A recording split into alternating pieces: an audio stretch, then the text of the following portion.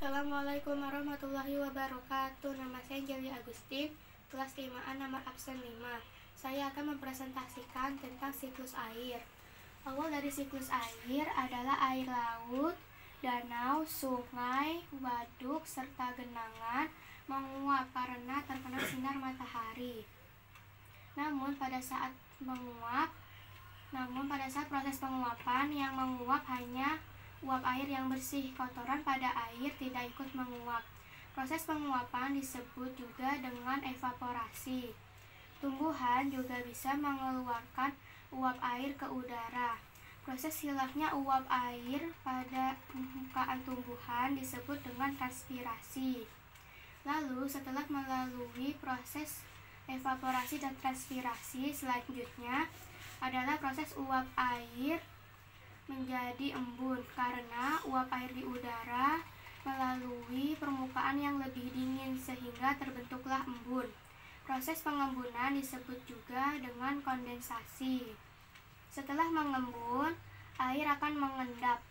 Proses pengendapan adalah udara sudah tidak dapat menampung uap air dan menjadi jenuh karena ada penambahan uap air.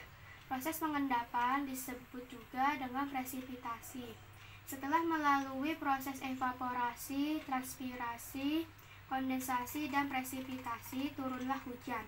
Air hujan akan turun di darat maupun di laut. Air hujan tersebut turun di daerah tanah atau di daerah perairan.